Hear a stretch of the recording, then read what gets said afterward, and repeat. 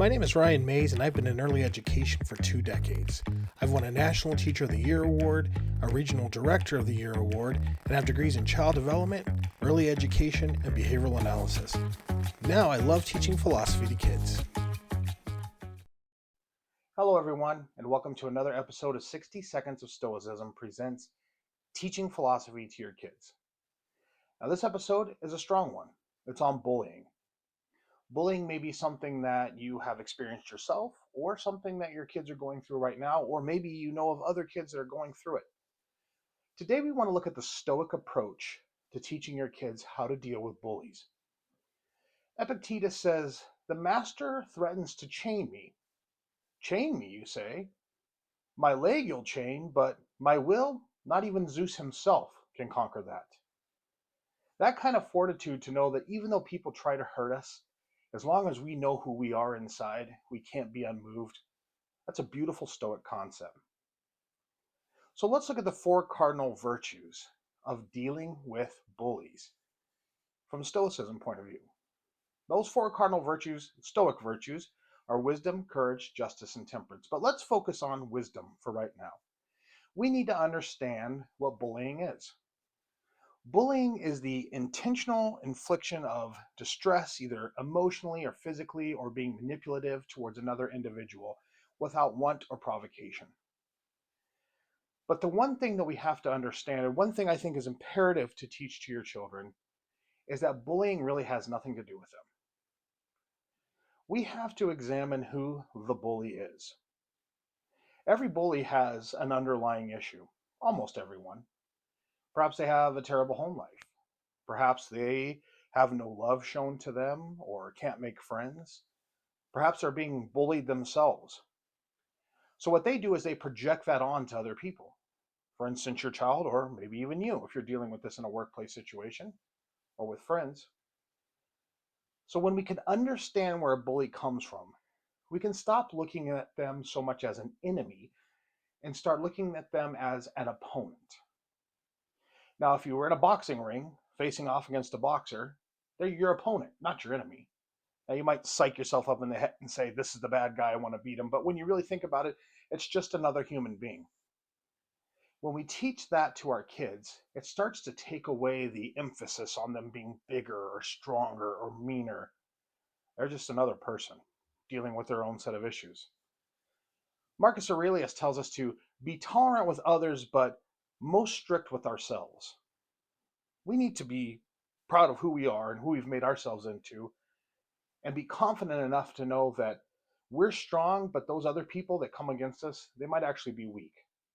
And they're using that to turn us into entertainment or an outlet for them to pass on their anger or their fears. Aurelius says, "Live out your life in truth and justice, tolerant of those who are neither true or just." Well, Ryan, I can't teach my kid to just be tolerant to bullying and say, "Let him bully you." No, you're right. There's going to be some actions that we can take we'll talk about in just a minute.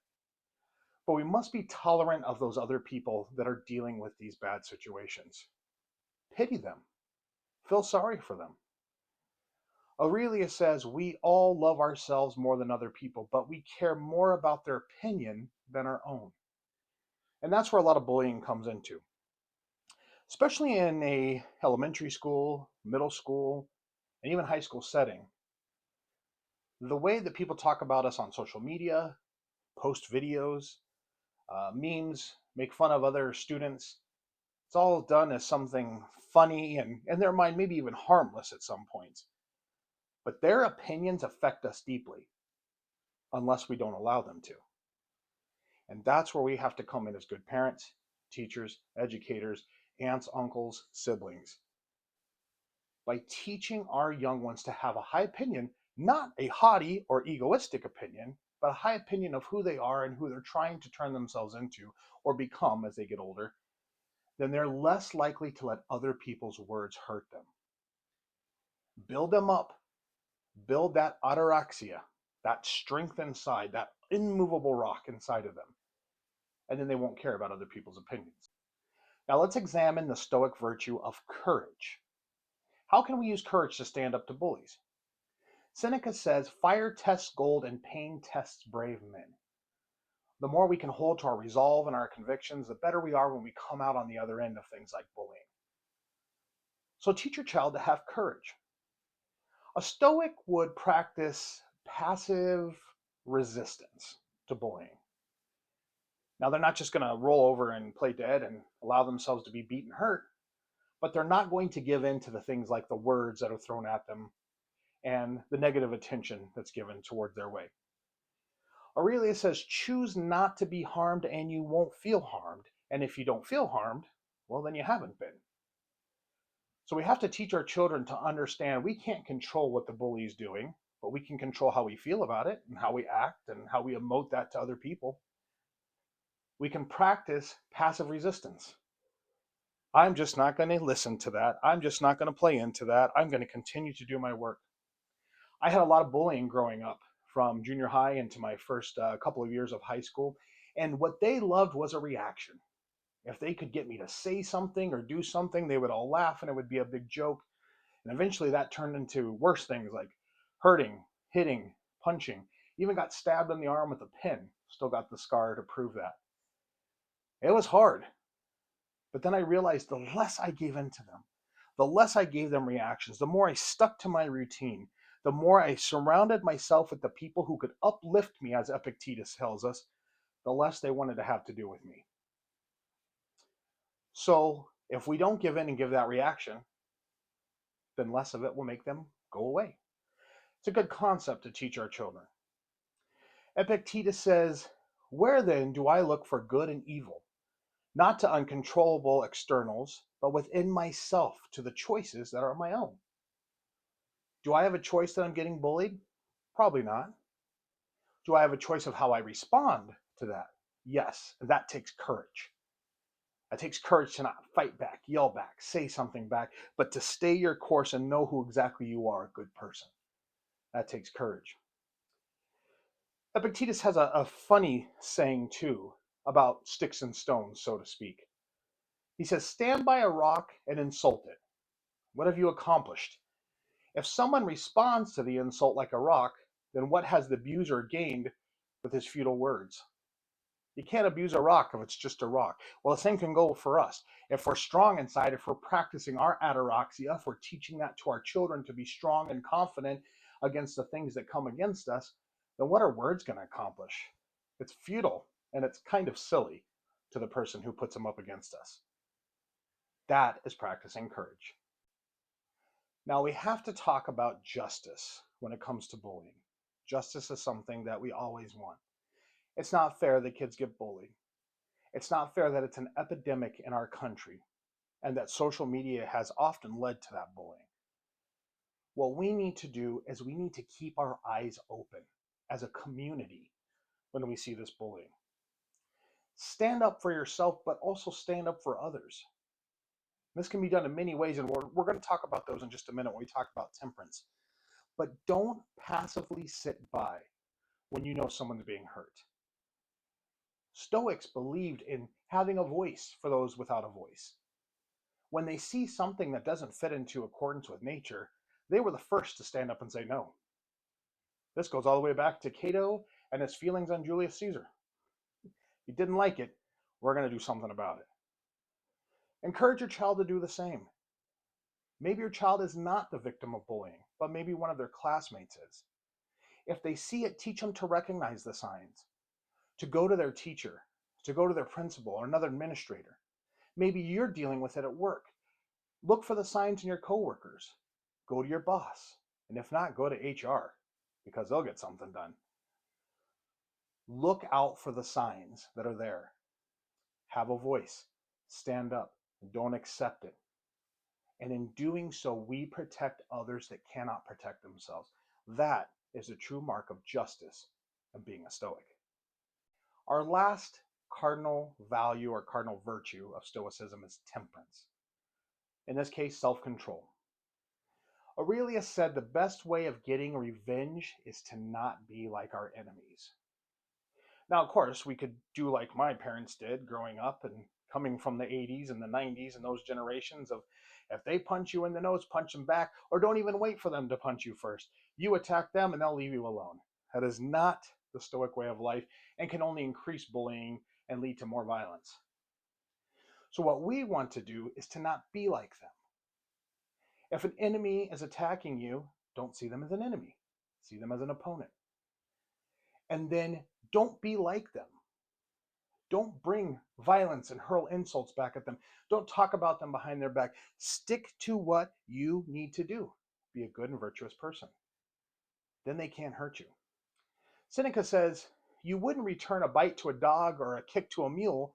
You just move on and say, that's what dogs and mules do. Well, that's a great way to teach your kids about bullying.